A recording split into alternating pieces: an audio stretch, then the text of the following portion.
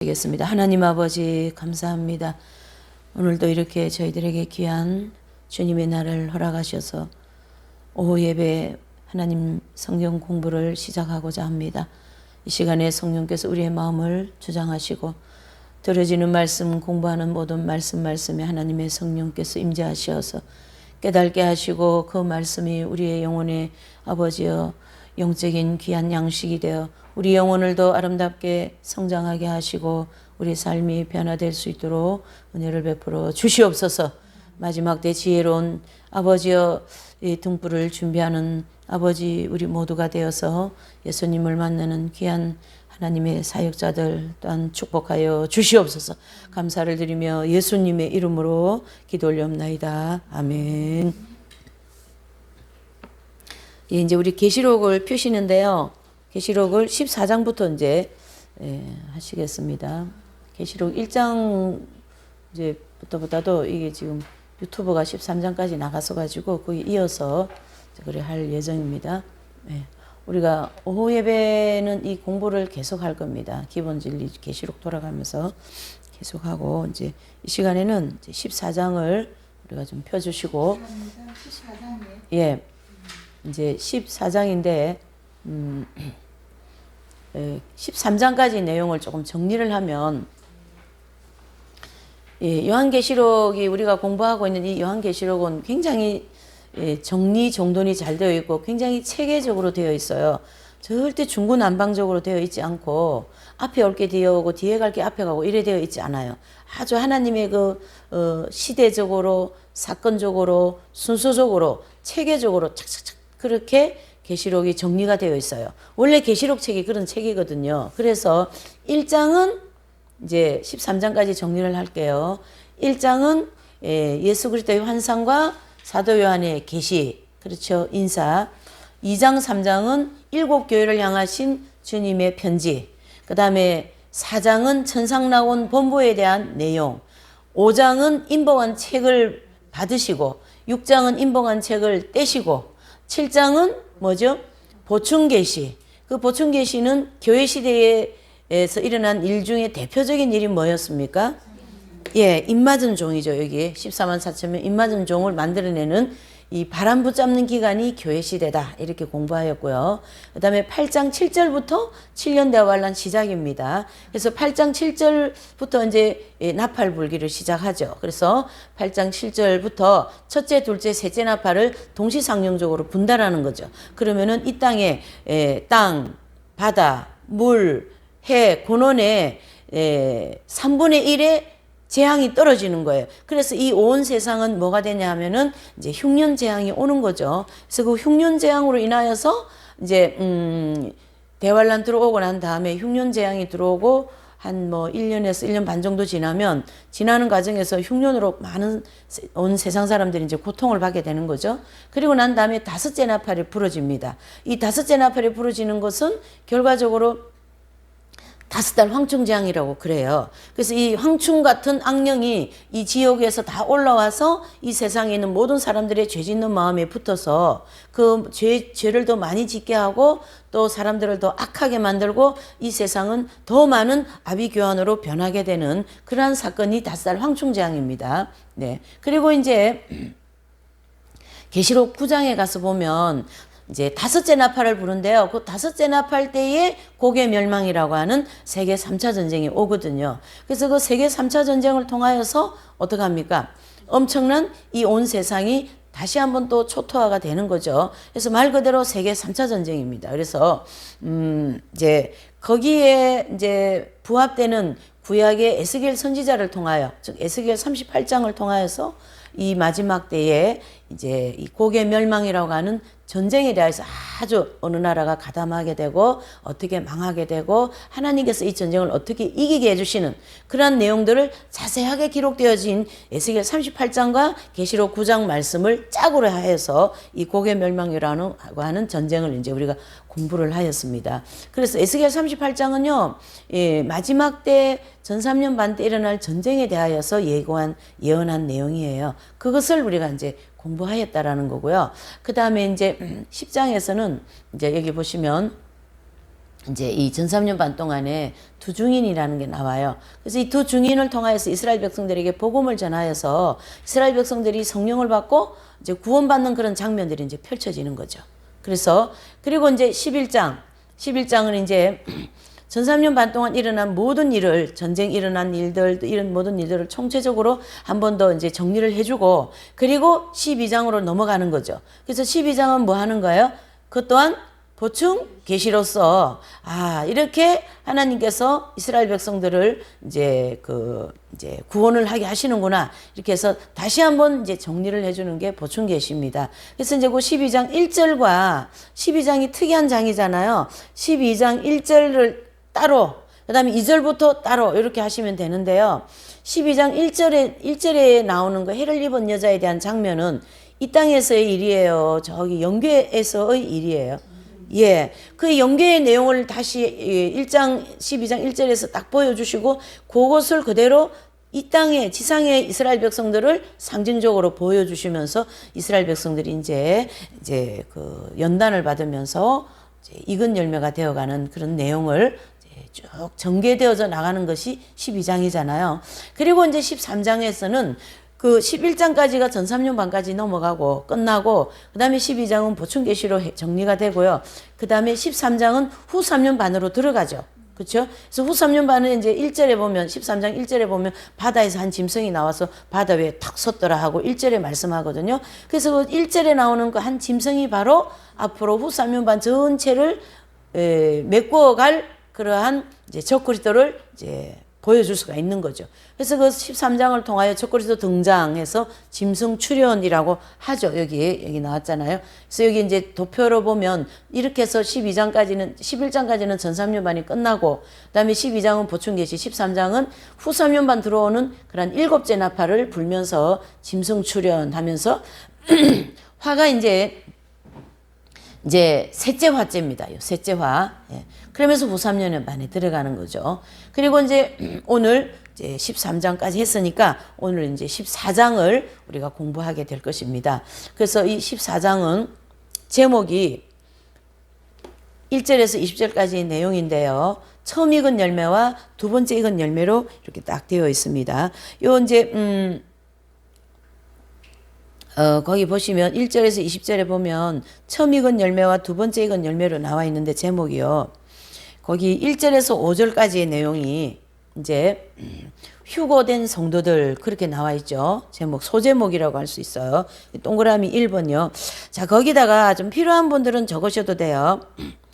이 휴거된 성도들을 계시록에도 그렇고 성경에도 그렇고 다양한 표현들을 해주고 있는데, 그 부분에 대해서 조금 이제 정리를 해봅니다. 이 휴거된 성도들을 입맞은 종들이라. 그 다음에 계시록 7장 3절 4절에 입맞은 종들이죠. 그 다음에 계시록 3장 12절에는 성전의 기둥 같은 성도들. 성전의 기둥. 그 다음에 19장 7절에는요, 어린 양 혼인 기약이 이름. 19장 7절에는 어린 양 혼인 기약이 이름.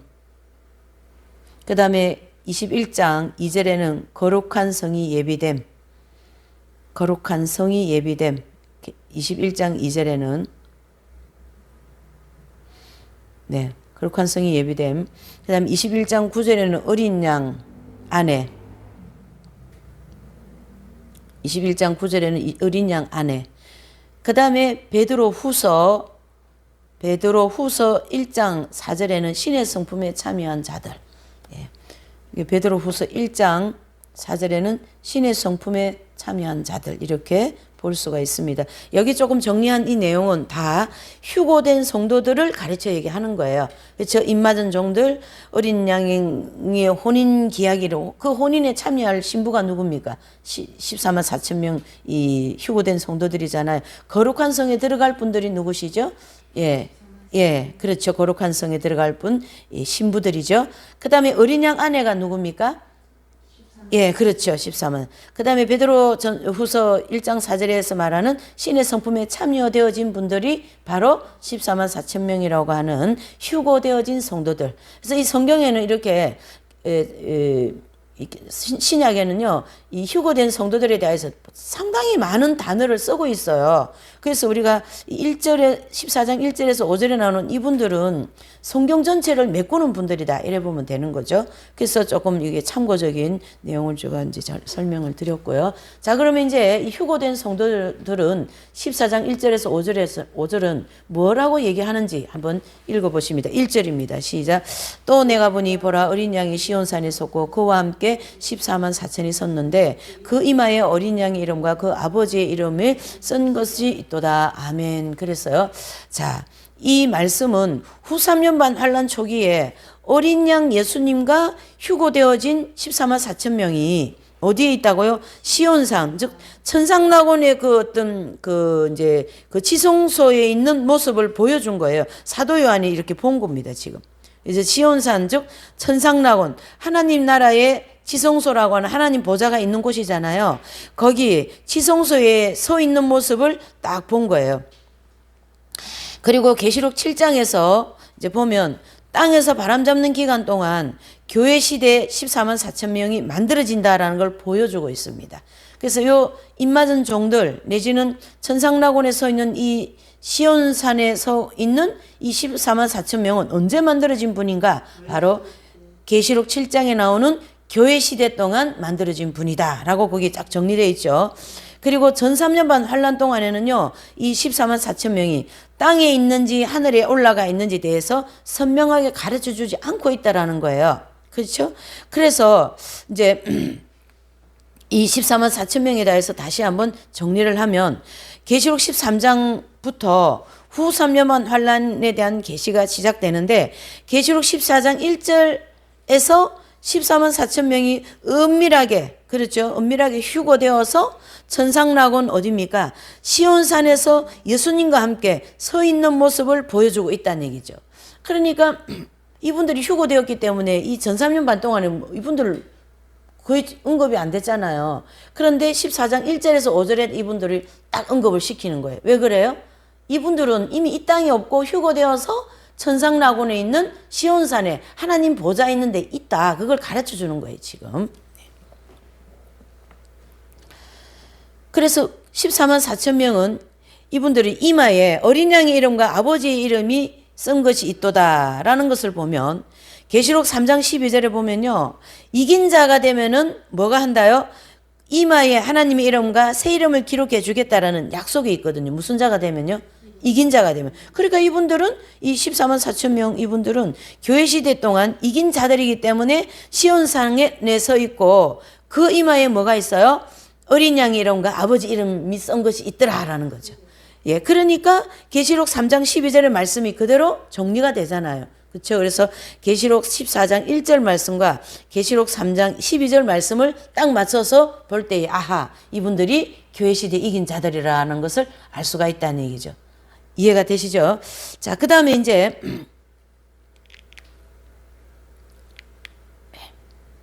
그 다음에 가나안 땅에 있는 시온산성은 이제 이 시온산성에 대해서 조금 정리를 하고 이제 가야 되겠죠. 자, 이 시온산에 대하여서 보시면 솔로몬 왕 때부터 솔로몬 왕 때부터 이름이 여러 번 바뀌어요. 여기 보시면 이제 나옵니다. 여기 PPT에 잘 정리가 되어 있어요. 자, 시온산에 대한 내용을 보시면 창세기 22장 2절과 역대하서 3장 1절에 보면 이 시온산을 그 당시에는 모리아산 이렇게 얘기했어요. 그래서 이 모리아산에서 아브라함이 뭐 하셨어요? 이삭을 바친 산이 된 거거든요. 또 역대상 11장 4절에서 7절에 보면은 이 산을 시온산이다 이렇게 불렀고 또 사무엘하 5장 7절 역대상 11장 5절에는 이 시온산을 다윗성이다 이래 불렀습니다. 그리고 역대하 3장 1절에 보면 이 다윗성을 예루살렘 성이다 이렇게 불렀어요. 그렇다면 지금 이 시온산이 계속 뭐가 됩니까? 이름만 바뀌지 같은 장소로 갖고 얘기를 한 거잖아요. 우리나라 일제시대는 서울을 뭐라 그랬어요? 한성이라 그랬어요. 경성, 한성. 그렇죠? 지금은 뭐예요? 서울 이렇게 얘기하잖아요. 그러나 수도는 똑같다라는 거예요. 그와 같이 이름만 바뀐 거죠. 그래서 아브라함 시대는 모리아산, 그 다음에 이제 역대 상하에서는 시온산, 다윗이 왕이 되었을 때는 다윗성, 솔로몬이 왕이 되었을 때는 거기에 성전을 지었기 때문에 예루살렘 성전 이렇게 했습니다. 결국 이 자리는 무슨 자리입니까? 하나님의 보좌가 있는 자리다 이렇게 볼 수가 있는 거죠. 그래서 계시록 14장 1절에서는요. 이 14만 4천 명이 이 땅이 아니라 하나님의 보좌와 내 생물과 장로들 앞에서 뭘 부르고 있어요? 예, 새 노래를 부르는 즉 천상낙원에 있는 시온 산성으로 해석을 해야 된다 이렇게 보는 거죠. 그래서 요 시온 산성이라는 이름은 천년왕국 시대까지만 부르는 이름입니다.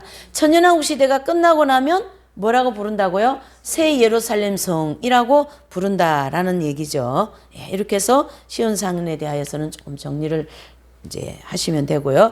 그 다음에 이제 2절을 보실게요. 시작.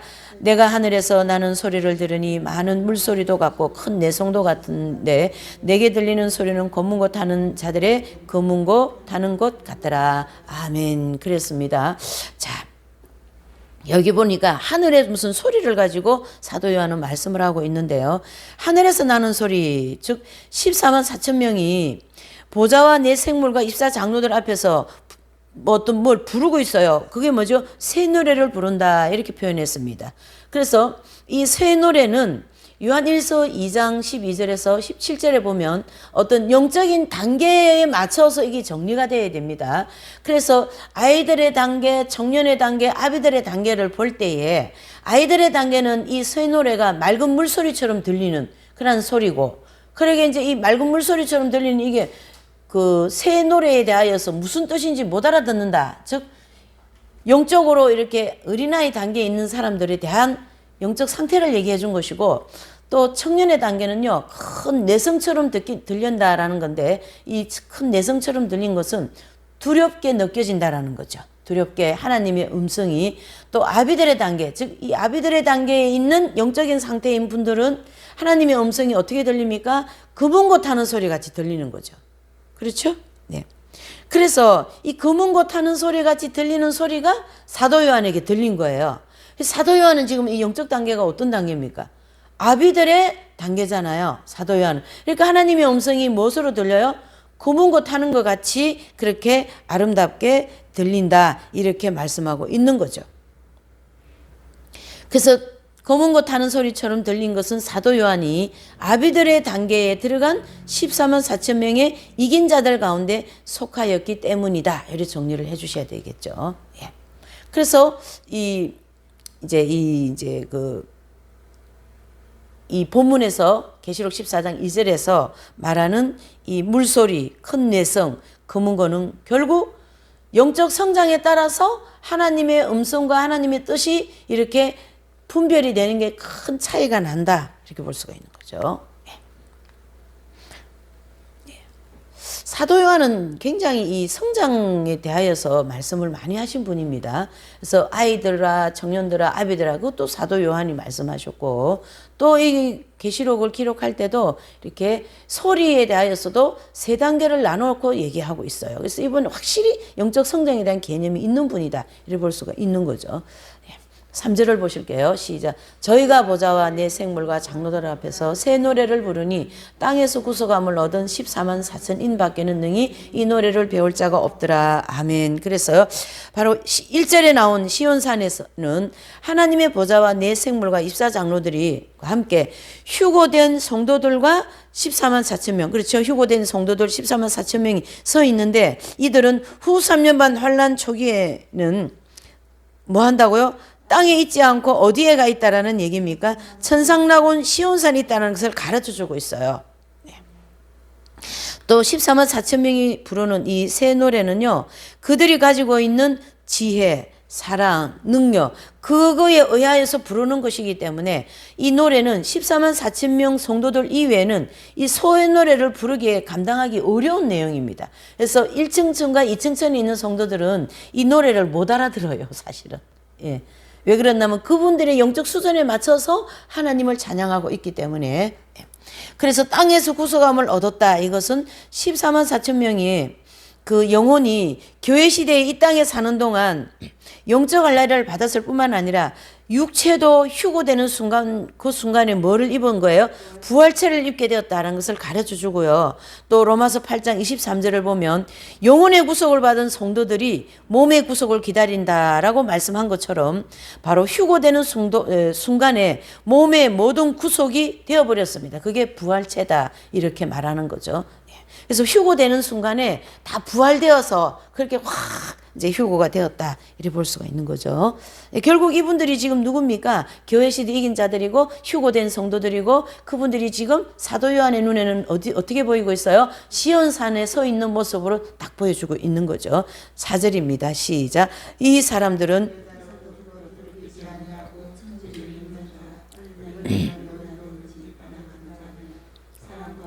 구속함을 받아 처음 익은 열매로 하나님과 어린 양에게 속한 자들이니 아멘. 그래서요.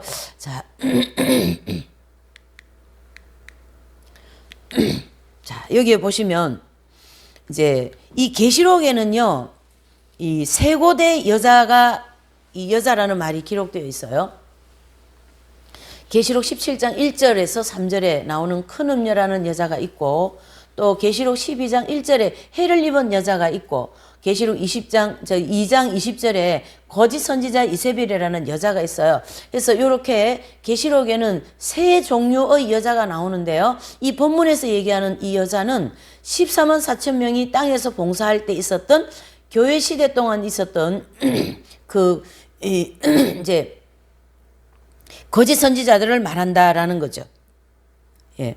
그리고 이제 해를 입은 여자는 해를 입은 여자는 이 이세벨을 가르치게 하는 거죠. 네. 그래서 이 이세벨이라는 여자가 나오는데 큰 음녀, 즉 이 큰 음녀 이세벨과 같은 큰 음녀는 후 3년 반 환란 동안에 활동하는 큰 거짓 선지자들을 가르치게 합니다. 그 다음에 해를 입은 여자는 예루살렘 성을 중심으로 이스라엘 백성들을 가르쳐 말하기 때문에 요 14만 4천 명이 지상에서 봉사할 수 있었던 여자는 이세벨, 즉 교회 시대의 거짓 선지자들을 가르치게 한다. 그러므로 요 14만 4천 명이 정절을 지켰다. 이것은 바로 어떤 육체적으로 음행을 하지 않았다. 그런 것이 아니라 뭐예요? 이 거짓 선지자들, 즉 가라지들과 같은 영적인 음행을 하지 않았다라는 걸 가르치고 있어요. 이 정절을 지켰다라는 것은. 그리고 영적 음행이라는 것이 뭘까요? 바로 하나님의 뜻에 불순종하고 또 육신을 따라 사는 생활. 무슨 생활이죠? 마귀가 원하는 대로 생활하는 것을 가르치게 한다. 이렇게 볼 수가 있는 거죠. 그래서 어린 양이 어디로 인도하는지 따라간다. 이 말은 오직 주님의 뜻을 따라 철저하게 순종하며 충성하는 그런 종들을 가르치게 한다는 얘기죠.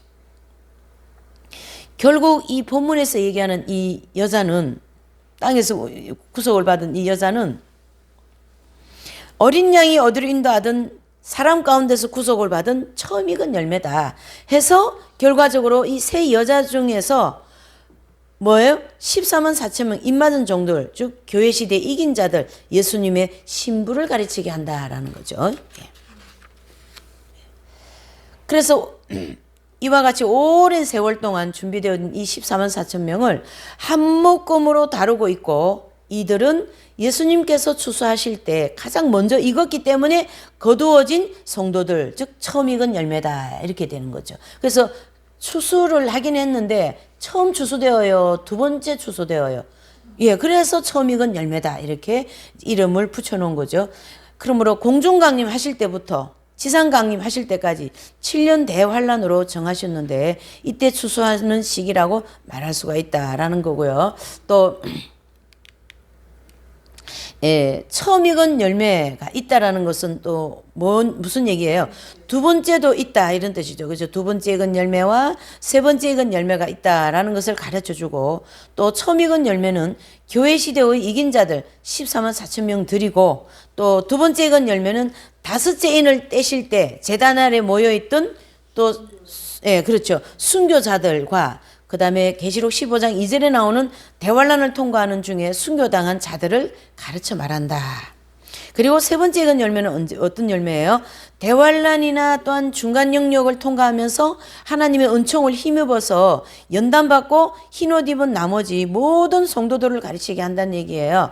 그래서 하나님과 어린 양에 속한 자들이라, 이것은 하나님의 사랑과 어린 양의 희생으로 구속받은 성도들을 가르치게 합니다. 그래서 천국은 다 가기는 가는데 처음, 두 번째, 세 번째 이렇게 추수의 순서가 다르고 또 추수되는 그 순서에 따라서 들어가는 위치도 다른 거죠. 그래서 처음 익은 열매들은 천국 곳간 어디로 들어갑니까? 3층 천으로 들어가고, 두 번째 익은 열매들은 2층 천으로 들어가는 이런 형태로 이제 정리가 되어야 되겠죠. 5절을 보실게요. 그 입에 거짓말이 없고 흠이 없는 자들이더라 그랬습니다. 그래서 광야 연단 과정을 다 맞고 정결하게 되어진 마음과 행실을 가지고 있기 때문에 하나님의 빛 가운데 부끄러움이 없는 성도들이다라는 것으로 흠이 없다 이렇게 얘기하고 있는 거죠. 사람이 이 흠이 없다라는 말은 아무에게나 붙일 수가 없잖아요.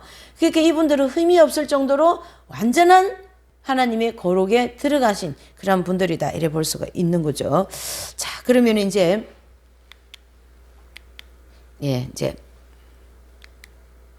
6절에서 12절을 보시면요, 새 천사의 경고에 대한 내용이 나옵니다.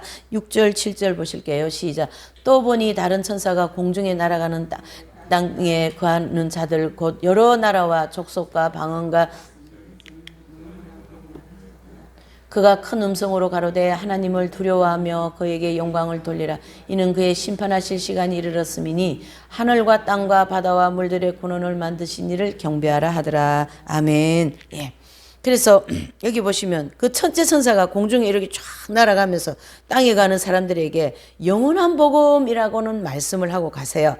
그래서 하나님을 두려워하고 영광 돌리며 심판할 때까지 창조주만 경배해야 된다라는 거죠. 그 영원한 복음은 바로 하나님이시고 예수 그리스도이시다. 그분만은 어떻게 해요? 창조주이시고 그분만은 뭐예요? 영광을 받을 그런 경배의 대상입니다 라는 거죠.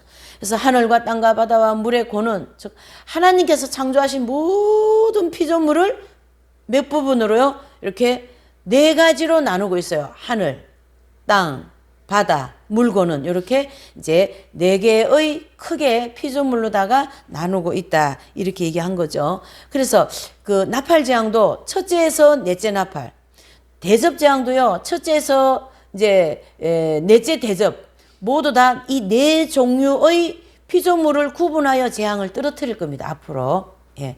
그래서 이제 우리가 여기 이제 조금만까지 말하고 지나간 이 첫째에서 넷째 나팔 불 때도 재앙이 이제 떨어지잖아요. 나팔을 불 때마다. 그러면은 이렇게 땅에, 바다에, 그 하늘과 물 근원에 3분의 1이 딱딱딱 뭐가 됩니까? 해를 입는 거거든요. 그래서 흉년이 들고 또 나중에 대접 재앙에도 이렇게 네 종류의 피조물에 하나님의 재앙을 떨어뜨릴 것이다. 이렇게 보는 거죠.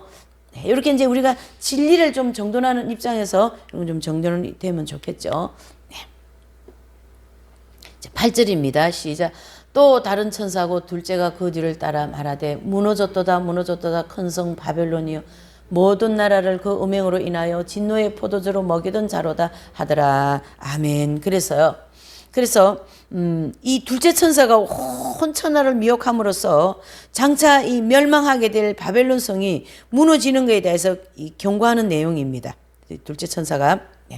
그래서 이 세 천사들이 경고하는 경고는 후 3년 반 환란 후 환란의 그 초기 즉 적그리스도를 통해서 순교자들이 많이 생기기 전에 있을 것이고 또 둘째 천사가 경고할 때는 바벨론 성이 강력한 세력으로 그렇죠. 이 바벨론 성이 강력한 세력으로 온 세상을 미혹하지 않고 있지만 얼마 후에 바벨론이 멸망의 확정이 되어 있다 이런 뜻이에요. 그러니까 결국은 여기에서 말하는 이 말씀은 무너졌도다 무너졌도다 이 무너졌도다를 두 번을 거부하면서 뭐라고 합니까? 바벨론 성은 반드시 뭐 된다? 망한다. 망한다. 그러니까 이 바벨론 성은요 세상의 대명사이거든요. 결국 세상의 모든 것은 앞으로 바벨론 성과 같이 망한다. 그래서 망하는 것과 무너지는 것이 확정되어 있는 것처럼 이렇게 표현을 해놓고 있습니다. 이 큰 성 바벨론 성은 앞으로 후 3년만 환란 동안요. 두뿔 짐승이 이 세상 만국을 다스리는 하나의 본보가 될 건데요. 예상할 수 있는 도시는 로마로 생각해 볼 수가 있습니다. 로마로. 예. 또 음행이라는 얘기는요. 적그리스도가 주는 선물들을 공급받고 좋아하면서 경배하는 행위를 가르치게 하고 또 진노의 포도주는 음행의 포도주다 이래 볼 수가 있는 거죠. 결국은 이제 이들이 주는 모든 그 뭐 상품 매매권 또 주택 매매 이런 모든 표를 받고 그걸 다 공급을 받으면 그것이 바로 음행의 포도주를 마신 거다 이래 볼 수가 있는 거죠. 그래서 마귀와 적그리스도가 공급하는 모든 것들 그렇죠. 사상, 주택, 토지, 식량, 직업, 권세, 통치권, 또 상품 매매권 이렇게 볼 수가 있습니다. 9절입니다. 시작. 또 다른 천사 곧 셋째가 그 뒤를 따라 큰 음성으로 가로되 만일 누구든지 짐승과 그의 우상에게 경배하고 이마에나 손에 표를 받으면 그도 하나님의 진노의 포도주를 마시리니 그 진노의 잔에 섞인 것 없이 부은 포도주라. 거룩한 천사들과 어린 양 앞에서 불과 유황으로 고난을 받으리니 그 고난의 연기가 세세토록 올라가리로다. 짐승과 그의 우상에게 경배하고 그 이름이 표를 받는 자는 누구든지 밤낮 쉼을 얻지 못하더라. 아멘. 예, 그렇습니다. 드디어 이제 표를 받는 자. 그래서 셋째 천사가 적그리스도와 그의 우상에게 경배하고 표를 받으면 진노의 포도주를 마시게 되고 또 불과 유황으로 큰 고통을 받게 되는 그런 불못, 즉 지옥에 들어가게 된다라는 걸 경고하고 있는 것이죠. 또 진노의 포도주는 뭘까요? 바로 이제 우리가 그 8절에서 말한 것처럼 진노의 잔, 섞인 것 없이 부은 포도주. 이것은 적그리스도가 사람들에게 주는 모든 음행의 포도주를 마신 자는 하나님의 엄한 진노를 받을 수밖에 없고 그 엄한 진노의 결과는 뭘까요? 바로 지옥으로 간다 그런 뜻이 되는 거죠. 거기는 섞인 것이 있어요, 없어요? 없다라는 거죠. 바로 짐승들이 공급하는 음행의 포도주에 조금도 선한 것이 있다 없다예요? 없다. 그러니까 이들이 주는 모든 것에는 완전한 100% 악한 거예요. 예, 그렇죠. 그래서 더 이상 거기에서 선한 것을 찾을 수가 없다. 그래서 이들은 거기에 따르는 이제 악한 것을 사람들에게 많이 공급하고 사람들을 많이 지옥으로 끌고 가는 그 죄의 대가가 고난의 연계가 세세토록 올라간다. 이 고난의 연계가 어디서 세세토록 올라갈까요? 바로 지옥에서. 지옥에는 고난의 연계가 끊기질 않습니다. 그래도 이 땅에는 고난의 연계가 끊길 때가 있어요. 평안할 때도 있고 고난의 연계가 있을 때가 있는데 이 지옥에는 이 고난의 연계가 세세토록 올라간다고 본문에 말씀하고 있지요. 그래서 짐승에게 경배하고 표를 받는 자는 영원토록 쉬지 않고 지옥 형벌을 받게 된다라는 얘기죠. 12절입니다. 시작. 성도들의 인내가 여기 있나니 저희는 하나님의 계명과 예수님의 이름을 지키는 자니라. 아멘. 그랬어요. 그래서 이 말씀은 온 세상의 짐승의 우상을 세우고 표를 받게 하고요. 짐승들이 그 교회와 성도들을 미혹하고 박해하는 그런 후 3년만 환란 때 이제 이러한 일들이 일어납니다. 그래서 이때에 우리 성도들은 끝까지 인내하며 하나님의 계명과 예수님에 대한 음성을 지켜야 된다라는 것이죠. 믿음을 지켜야 된다는 얘기죠. 그래서 인내와 믿음이 꼭 필요할 때가 이때예요. 이제 이 너희가 구원을 얻되 인내하라 그랬잖아요. 그 다음에 계시록 3장 10절에 보면 인내의 말씀을 지켰은저 그랬죠. 그래서 우리가 이때도 마찬가지지만 지금도 우리가 인내를 많이 해야 되는데 지금은 상당히 우리 자유롭죠. 그렇죠. 인내하고 싶지 않으면 그냥 먼저 가버리기도 하고 먼저 얘기해버리기도 하고 자기 행동해버리기도 하고 그러는데 이때 그랬다면 큰일 납니다. 이제 이때는 진짜 인내해야 돼요. 이제 후3년반 때는. 네. 그래서 이 교회와 성도들을 미혹하고 박해한 이 후 3년반 환란 때는 우리 성도들이 끝까지 뭐 해야 된다요? 인내하며 하나님 계명과 예수님에 대한 믿음을 지켜야 된다. 이렇게 볼 수가 있는 거죠. 13절에서 14절입니다. 제목은요. 두 번째 익은 열매 추수예요. 두 번째 익은 곡식 추수. 13절 시작. 또 내가 들으니 하늘에서 음성이 나서 가로되 기록하라. 자금 이후로 주 안에서 죽은 자들은 복이 있도다 하시며 성령이 가라사대 그러하다. 저희 수고를 그치고 쉬리니 이는 저희의 행한 일이 따름이라 하시더라. 아멘. 그랬어요. 자. 이제 이 본문에 보면 자금 이후라라는 말이 나오죠. 이 자금 이후는 주 안에서 죽은 자들이 복이 있다라는 거죠. 그래서 죽음은 죽음인데 어디 안에서요? 주 안에서. 예. 그래서 주 안에서 죽는 저와 여러분들이 다 되시기를 바랍니다. 그래서 이후로 순교하게 되면 천국에서 큰 복을 받게 된다 이런 뜻이죠. 성령께서 말씀하신 내용은 주 안에서 죽은 사람들 즉 순교자들을 위하여 행한 대로 하나님께서 큰 상급으로 이제 갚아주실 것이니까 순교자들에 대한 뭡니까? 위로의 말이 되는 거죠. 이 말을 읽고 나면 이 말을 듣게 되면 순교를 할 용기가 날까요? 안 날까요? 나는 거죠. 예, 나는 거죠. 14절입니다. 시작. 또 내가 보니 흰 구름 위에 있고 구름 위에 사람과 아들 같은 이가 앉았는데 그 머리에는 면류관이 있고 그 손에는 이한 낫을 가졌더라. 아멘. 그랬어요. 자, 흰 구름 위에 앉은 사람의 아들 같은 이는 천사가 아니고 누구시여요? 그리스도이시죠. 예수 그리스도이시죠. 그래서 흰 구름은 의롭다라는 것을 상징하고요. 머리에 금 면류관이 있다라는 것은요. 예수님께서 순교하실 때 승리하신 것을 가르쳐 말씀합니다. 또 우리 성도들이 피를 흘리며 순교당할 때 승리하도록 도와주는 분임을 의미하는 거죠. 그래서 우리가 순교할 때 주님이 도와주시기 때문에 순교가 될까요? 안 될까요? 되고 우리 사도행전 7장에 보면 이제 스데반의 순교가 나오잖아요. 그때도 보면 그 막 이만한 스데반의 순교할 때 요만한 조약돌 맞은 게 아닙니다. 이런 돌덩어리를 맞았어요. 이걸 막 들고 막 던졌죠. 그랬을 때 여기 터지면은 정신이 없어요. 근데 지금 저 앞에 누가 계세요? 예수님이 다 나타나셔서 이렇게 스데반아 얼른 올라와라 이렇게 하고 계시잖아요. 그 용기가 나는 거죠. 그러니까 얼굴이 막 해같이 변하잖아요. 이렇게. 예. 그렇게 순교할 때 우리를 도와주신다. 그런 뜻이 되는 거죠. 네. 참 힘이 나잖아요. 네.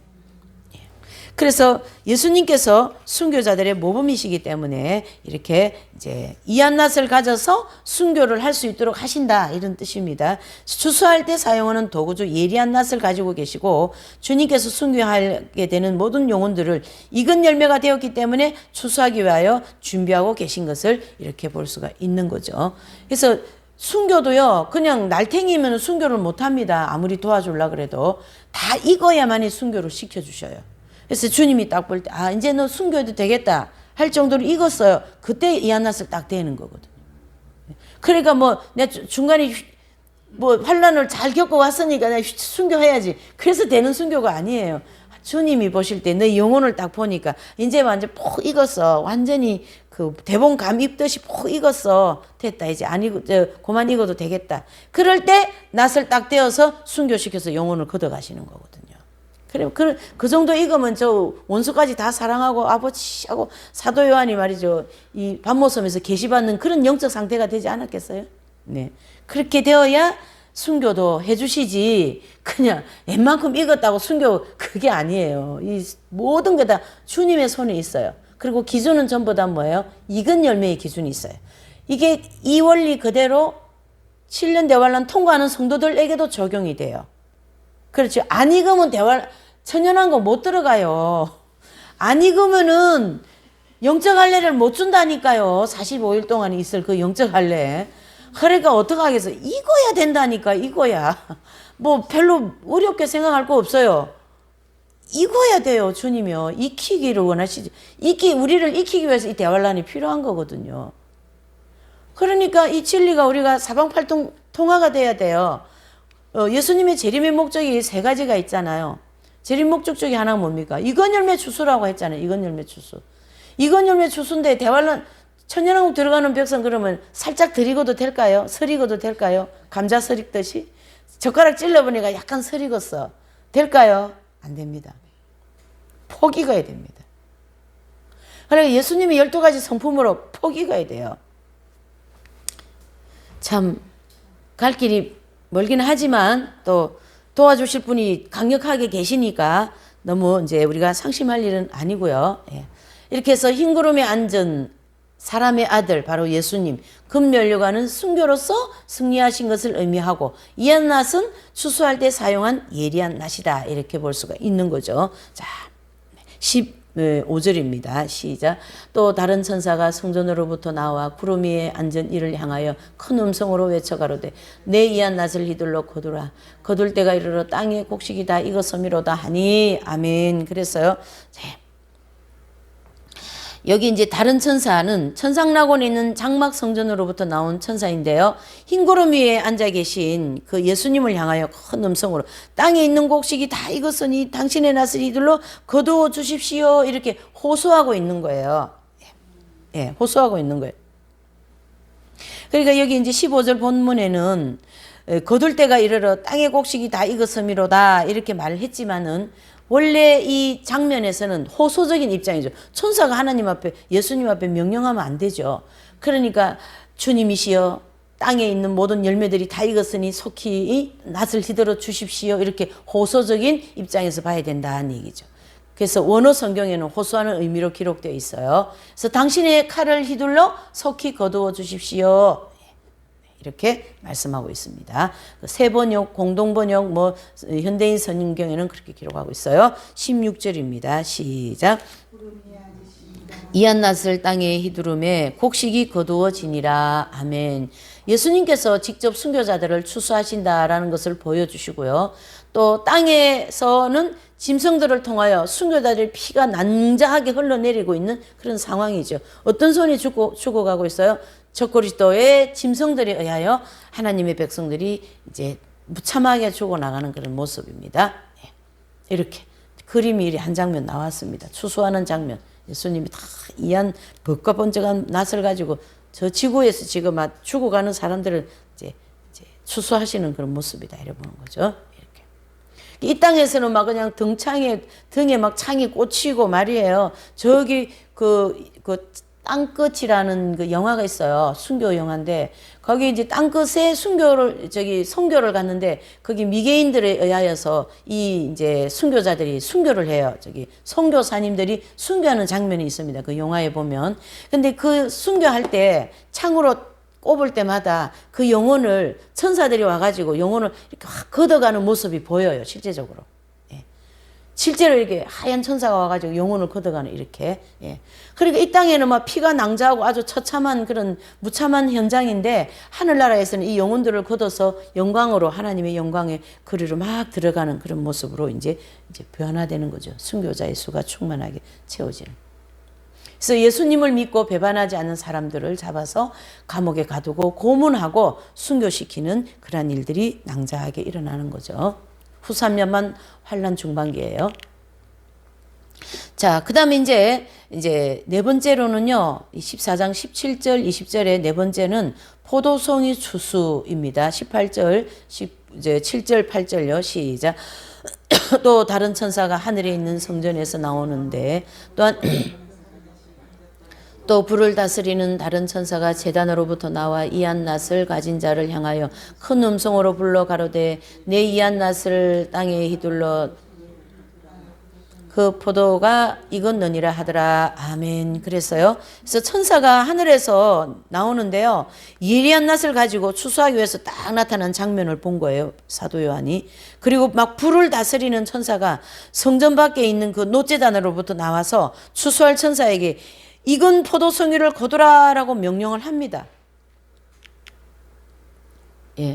그래서 이 불을 다스린다라는 것은 심판의 불, 시험의 불을 관리하는 것이고요. 또 익은 포도송이는요, 악령에게 철저히 생각과 감정과 의지와 행동과 그런 모든 생활들을 지배당하는 사람들, 즉 그 가라지들을 가르치게 합니다. 이 익은 포도송이. 그러니까 여기에서 익은 포도송이는 뭡니까? 악으로 익은 포도송이죠. 악으로 익은. 그래서 대표적인 포도송이들, 즉 적그리스도와 큰 거짓 선지자 또 616명의 짐승들이다. 이렇게 볼 수가 있는 거죠. 19절을 보실게요. 시작. 천사가 낫을 땅에 휘둘러 땅에 포도를 거두어 하나님의 진노의 큰 포도주 틀에 던지매 그랬어요. 그래서 이 포도를 추수하는 시기에 이제 그 추수하는 시기는 계시록 19장 15절 21절에 이제 아마겟돈 전쟁 중에 있을 일입니다. 그래서 진노의 큰 포도주 틀에 던진다. 이것은 그 진노의 큰 포도주 틀이 어딜까요? 바로 아마겟돈 전쟁터에 모인 적그리스도의 무리들을 포도주 틀에 포도처럼 짓밟아서 심판하시겠다. 이렇게 얘기하신 거예요. 그래서 우리가 그 이스라엘 가가지고 보니까 그 아마겟돈 지역을 우리 가봤잖아요. 높은 데서 이렇게 봤는데 엄청나게 평야, 평평한 땅이 엄청 넓은 땅이들 아닙니까? 거기서 이제 전쟁을 옛날에는 많이 했어요. 전쟁하기 좋은 그런 어떤 지형이었던 거죠. 그와 같은 한 군데 모아가지고 그냥 포도주 틀에 포도 집어넣어서 밟아버리겠다. 이런 뜻이에요. 이 668명을 그렇죠? 예. 이렇게 하나님이 우리의 원수를 갚아주신다. 이렇게도 볼 수가 있는 거죠. 20절입니다. 시작. 성 밖에서 그 틀이 밟히니 틀에서 피가 나서 말굴레까지 닿았고 1600스타돈에 퍼졌더라. 아멘. 그래서요. 자, 예루살렘 성 바깥 아마겟돈 전쟁터에서 하나님의 심판을 받고 멸망을 당하는 장소인데요. 당하는 모습인데 그 심판을 받고 이 전쟁에서 그 전쟁은 이스라엘 땅에 있는 무기토 지역 즉 중심으로 하여 온 세상 도처에서 일어나게 될 전쟁입니다. 그래서 이 아마겟돈 전쟁은요. 거기에만 일어나는 게 아니고 온 세상 전체가 다 전쟁으로 다 발발하게 될 거다. 이런 뜻이죠. 그때 그 장소에 모인 모든 왕들과 군대들이 그 전쟁을 하다가 갑자기 하늘에서 예수님이 재림하시는 즉 백마 군대를 이끌고 그렇죠. 예수님이 백마 군대장이 되셔갖고 백마 군대를 이끌고 이쪽으로 이 땅으로 쫙 내려오시는 장면이죠. 그래서 그 백마 군대에게 멸망당함으로써 죽은 사람들의 피가 엄청나게 많은데요. 예. 그 피가 어떻게 해요? 1600스타디온 어떡합니까? 이 우리 같은 사람은 서면 거의 이까지 어깨까지 오는 그 피의 그 높이로 해서 피가 강같이 흘러내리겠죠. 그만큼 많이 죽는다 이래 보는 거죠. 엄청나게 흘러내린다. 그래서 백마 군대는 재림하시는 예수님과 함께 내려오는 14만 4천 명을 가르쳐 말하고요. 이 백마 군대의 무기는 이항금이라고 그랬습니다. 이항금. 바로 공의로운 하나님의 말씀과 능력과 철장 권세로다가 이들을 다 심판하시겠다. 이렇게 보는 거죠. 네.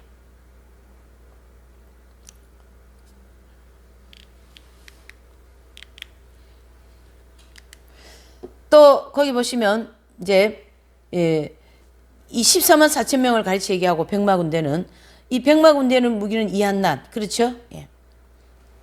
그래서 피가 말굴레까지 닿았고 1600스타디온 예, 많은 사람들이 죽을 것을 이렇게 이제 말씀했었고요. 또 거기 보시면 이제 그 옛날 전쟁한 장소에 모여서 칼과 창으로 찌르고 크게 싸워야 했지만은 요즘에는 현대적인 무기죠. 뭐 로봇가 다 사람들 식당에도 서빙할 정도인데 뭐 나와가지고 그렇게 전쟁하겠어요. 앉아가지고 단추 하나 이거 클릭만 다 하면 다 터져버리는데 예. 앉은 자리에서 다 죽게 되어 있어요. 뭐 왔다 갔다 할 것도 없어요. 왜요? 우리가 다 그래 만들어놨죠. 인류 문명이. 그거 다 터트려야만이 천연왕국이 되기 때문에요. 네. 자 이제 이렇게 해서 이제 4장을 정리가 되었고 이제 15장입니다. 이 15장은요. 1절에서 8절까지 내용은 유리바닷가의 순교자들과 7 대접장의 준비입니다. 그래서 유리바닷가는 삼청천의 밑에 이고 2청천에서는 제일 꼭대기, 3청천은 제일 아래 이렇게 되어 있는데 거기가 유리바닷가라고 얘기할 수 있어요. 여기 조금 정리하시면 이제 5장을 정리하면 1절에서 4절까지는 유리바닷가에 있는 순교자들. 그래서 순교자들이 어디 간다는 뜻이에요? 유리바닷가에 간다는 얘기예요. 유리바닷가는 삼청천에서 유리바닷가. 그래서 삼청천의 거기 바닥은 유리같이 맑은 수중 같다 그랬거든요. 그래서 유리바닷가라는 이름을 썼고 5절에서 8절까지는 이제 7 대접 재앙을 준비하는 거죠. 이제 마지막 재앙입니다. 이제 그 내용을 이렇게 나와 있고 여기 이제 이 사진의 장면은 이제 폴리캅이라고 하는 그분이 화영하는 장면입니다. 그래서 폴리캅 기념교회 내에 이 그림이 있어요. 그래서 이 폴리캅은 이제 그 사도 요한의 직제자라고 할 수가 있어요. 그래서 사도들 다음에 최초로 순교한 분입니다. 이분이 폴리캅이 유명한 분이에요. 그 당대 성인이다 이래 볼 수가 있는 거죠. 15장 1절입니다. 시작. 또 하늘에 크고 이한상한 다른 이적을 보매 일곱 천사가 일곱 재앙을 가졌으니 곧 마지막 재앙이라 하나님의 진노가 이곳으로 마치리로다. 아멘. 예. 그래서 이제 이 1절은 보충 계시로서 크고 이상한 다른 이적을 보았다. 이것은 사도 요한이 이상하게 여겨지는 큰 이상을 보았다라는 거고요. 14장 우리 앞에 장에서 해설을 통해서 본 것처럼 이 순교자들의 수가 충만해진 다음에 뭐가 나온다예요? 일곱 대접 재앙으로 온 세상을 심판할 하나님의 그 계획을 보여주면서 일곱 대접 재앙을 마지막 재앙이라고 설명해 주는 장면인데 여기 보세요. 도표를 보면 더 정리가 잘 됩니다. 자 보세요. 휴고 사건, 그 다음에 순교자 두 번째 이건 열매 추수, 그 다음에 세 번째가 뭐예요? 일곱 대접 재앙으로 천년왕국 들어갈 백성들을 마지막으로 연단하여서 완전히 익혀가지고 천년왕국 백성을 만드는 일곱 대접 재앙이 지금 준비되었다라는 거고, 14장에서 이미 이제 그 순교자들이 나왔잖아요. 그리고 이제 15장에는 이 순교자들이 수가 채워지고 나면 일곱 대접으로 마지막 재앙으로 이 땅이 초토화가 될 것이다. 그걸 지금 순수적으로 설명을 하고 있는 거죠.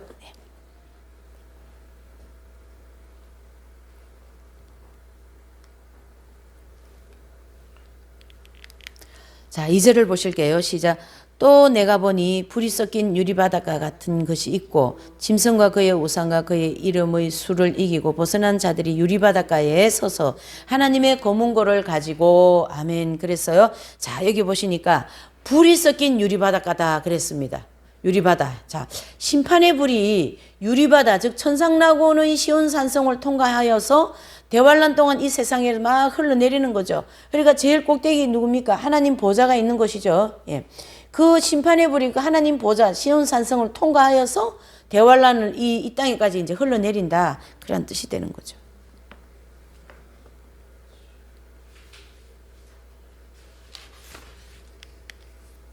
그래서 짐승과 그의 우상과 그의 이름의 수를 이기고 벗어난 자들 누굽니까? 바로 순교자들이죠. 예. 그러니까 결국은 우리가 교회시대 이긴 자들처럼 이런 모든 환경을 매 순간마다 싸워서 이겨야 된다는 얘기죠. 적그리스도와 싸워 이겨야 되고, 표를 안 받으려고 싸워 이겨야 되고, 이런 모든 것들과 유리바닷가에 서서 하나님의 검은고를 쥐고 바로 대환란 마지막 재앙이다, 이런 뜻이죠. 이 일곱 대접 재앙이 시작되기 직전의 사건입니다. 상황입니다. 이것 장면이.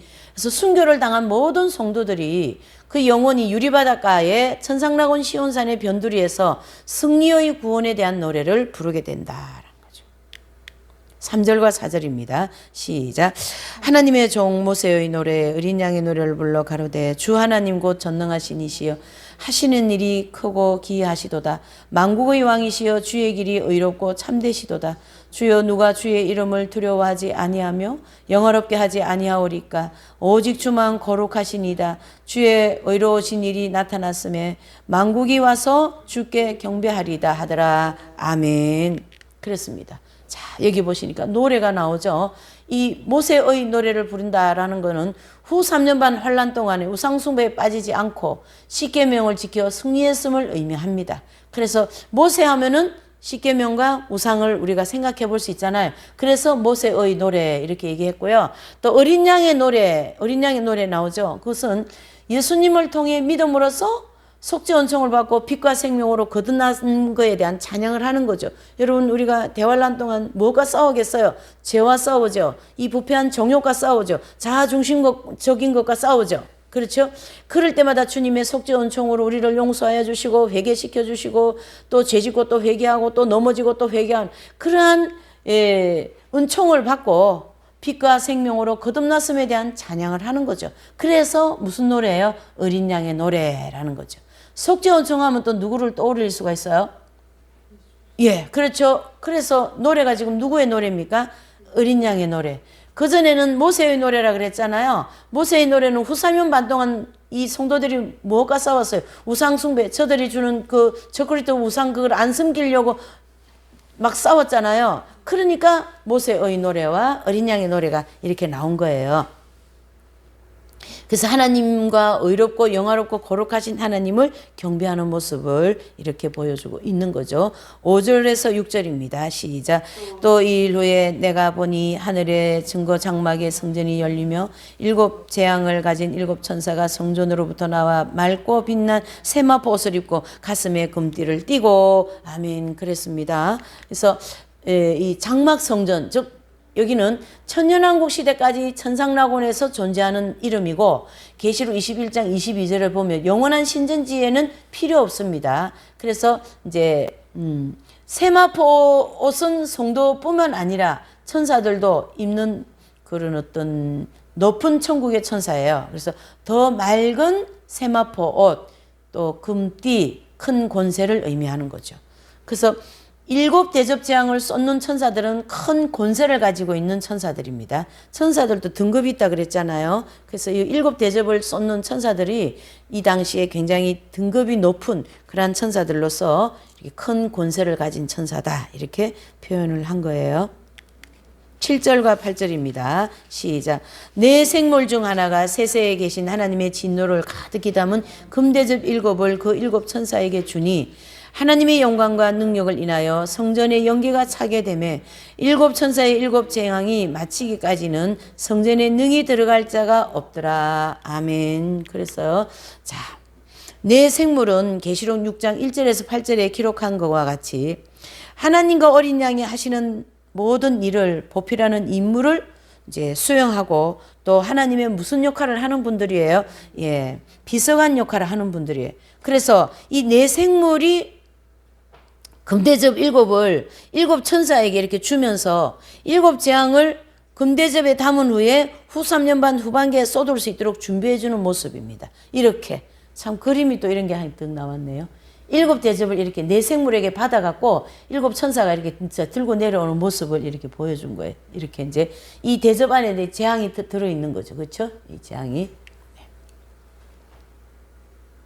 참 그림 어디서 이렇게 했는지 참 그럴싸한 그림이죠. 이렇게.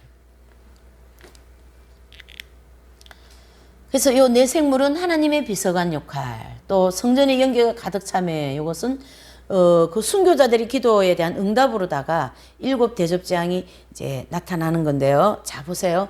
이 순교자들이 억울하게 죽었잖아요.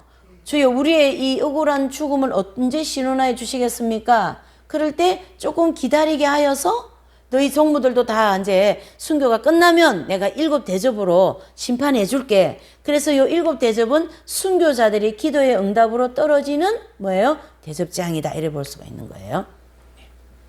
그래서 7 천사의 7 대접재앙이 마쳐야만 이 대환란 이제 대환란 통과하는 성도들은 마지막 연단을 받고 정결케 되어 성전 즉 천국에 들어갈 수 있는데요.